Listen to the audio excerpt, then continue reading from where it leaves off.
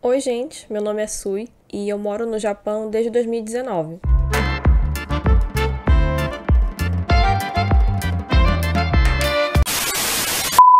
E eu vou falar um pouco sobre as minhas impressões do país no geral, desde o momento que eu decidi vir pra cá até os dias atuais. Lembrando que eu vou falar só sobre onde eu moro, então provavelmente em outras cidades mude assim uma coisa ou outra. Uma das minhas expectativas era imaginar como é o país. Eu imaginava que todas as cidades eram iguais a Tóquio e que o Japão fosse cheio de cidades grandes e algumas interioranas, mas é bem o contrário. Eu, por exemplo, moro numa cidade do interior chamada Nishio e é bem diferente do que as pessoas esperam quando elas escutam a palavra interior. Porque aqui tem tudo, tem mercado, tem fast food, tem mini shoppings, tem vários lugares de fácil acesso. Então foi a primeira coisa mais incomum que eu reparei. Além do mais, as grandes cidades daqui elas têm um custo de vida mais alto.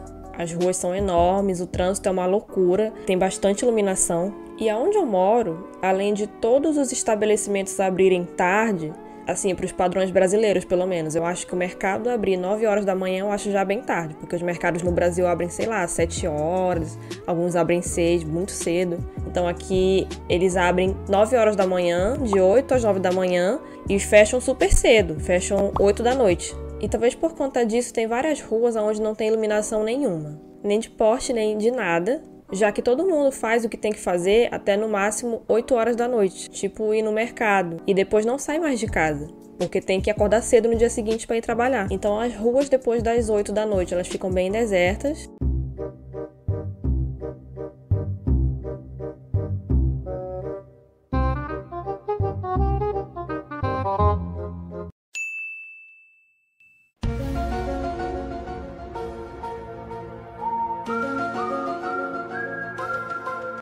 Aqui também é muito silencioso. O país não tem aqueles sons orgânicos, sabe, de vizinhança, de gente falando alto, música alta de manhã, cachorro latindo e etc, como tem no Brasil, por exemplo. Aqui, aliás, eu só sei que os meus vizinhos têm cachorro porque eles saem pra passear, porque o cachorro não faz barulho. Em alguns parques, geralmente em parques perto de apartamentos, tem uma placa falando que é proibido as crianças fazerem barulho enquanto elas estão brincando. No trânsito daqui, ninguém buzina também. No Brasil, por exemplo, a buzina é o tempo inteiro, né? Então, é uma mão no volante e outra na buzina. Aqui, isso não acontece. Eles só utilizam esse artifício quando eles realmente se assustam com alguma coisa, tipo, sei lá, quando algum carro entrou na frente deles, aí fechou eles se assustam e buzinam. Só que é muito raro. E se algum carro buzina pra você, aparentemente por nada, geralmente é algum estrangeiro. Porque os japoneses, eles não costumam fazer isso. Então, a lei do silêncio aqui é uma coisa muito cultural. E agora falando sobre comida, apesar de eu ser mestiça e ter tido contato com comida japonesa desde muito nova, eu nunca fui muito fã. Eu não gostava nem um pouco, aliás, até uns anos atrás. Mas com o tempo, ainda no Brasil, eu comecei a comer sushi e eu sempre amei yakisoba e parava aí. Mas a comida japonesa nativa eu acho bem diferente. Porque no Brasil, na maioria dos restaurantes japoneses, cada cozinheiro involuntariamente faz de um jeito. Então, às vezes, muda o sabor de um restaurante para outro, nem que seja uma coisa super sutil.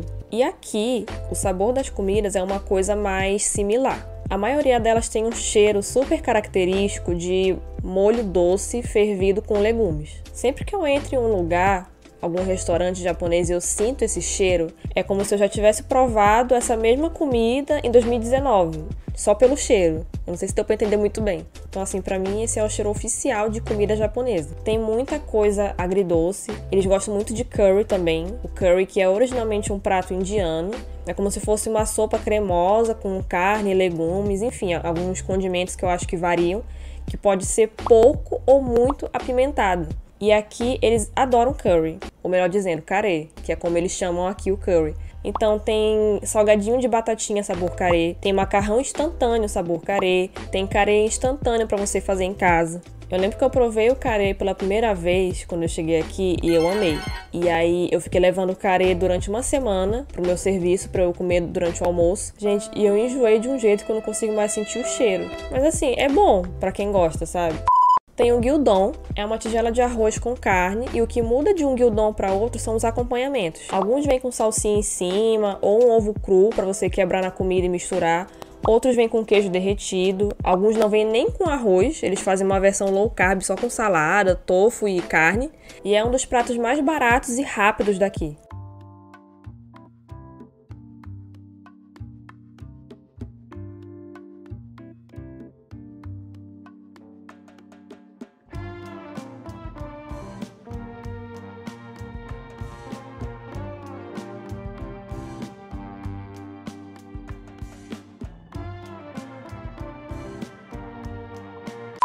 A yakisoba é um prato que consiste basicamente em macarrão com legumes e molho. E o segredo para um prato de yakisoba ser diferente um do outro está justamente no molho. No Brasil, eles variavam bastante o sabor do molho, pelo que eu me lembro. Alguns eram uma delícia, outros eram terríveis. O molho que era feito pela minha mãe, pelas minhas tias, é um molho que tem um sabor muito forte de gengibre, mas era meio salgado, e aí ele tinha um fundo um pouco adocicado, só que era muito gostoso. E o molho de yakisoba daqui, ele não é agridoce, ele é totalmente doce. É um macarrão com legumes, com um molho que é puro açúcar. Pelo menos todas as yakisoba que eu comi aqui, o molho era muito doce. Eu não gosto muito, mas é como se come aqui. E aqui, aliás, se você quiser fazer yakisoba na sua casa, é super fácil. Vendem legumes cortados já, macarrão pré-cozido para yakisoba, e o único trabalho fica sendo molho. Aí o molho você faz na sua casa como você quiser. Ramen é a comida que eu mais tinha expectativa de provar nesse país, por causa dos animes que eu assisti. E sempre que eu via o ramen, visualmente falando, é claro, porque eu nunca tinha provado, eu achava ele uma comida muito bonita, suculenta, quentinha, tipo assim, com cara de inverno, sabe? E quando eu provei aqui, finalmente, eu não gostei. Eu amei. É um miojão? É um miojão. Gente, só que chique.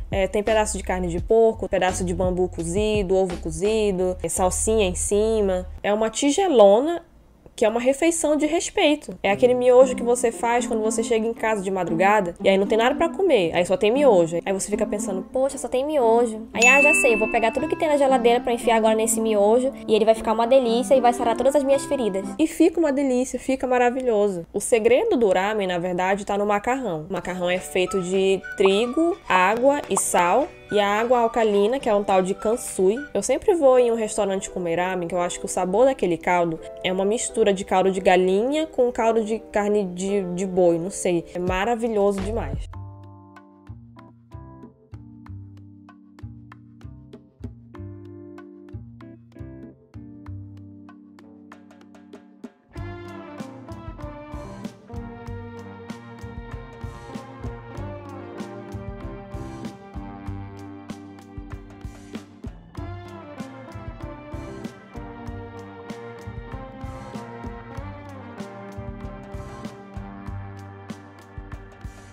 E eu vou finalizar falando aqui de outra comida de inverno, chamada sukiyaki. Pelo menos é durante o inverno que eu vejo ela ser mais vendida. O sukiyaki é como se fosse uma sopa com legumes, macarrão, geralmente mais de um tipo de macarrão, tofu, pedacinhos de carne. E aqui eles servem em cima de um prato um pouco mais fundo, que vem com um foguinho embaixo para deixar a comida sempre quentinha. Tudo de bom, o gosto é excelente. Eu sempre comia um que vinha com tudo isso que eu já falei, só que com queijo por cima derretendo. Nossa, era uma delícia. E você pode variar o sabor do caldo também, aí vai de você, vai do seu gosto totalmente. Gente, enfim, sukiyaki é uma delícia, eu recomendo.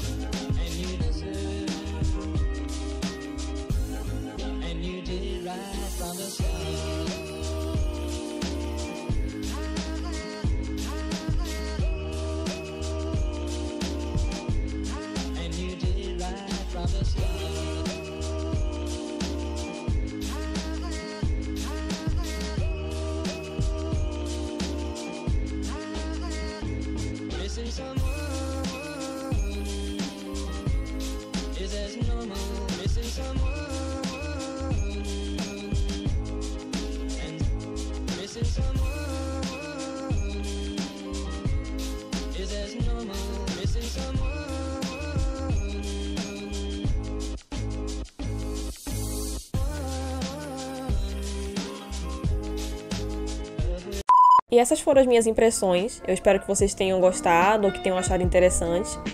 E fica o meu abraço para Manaus.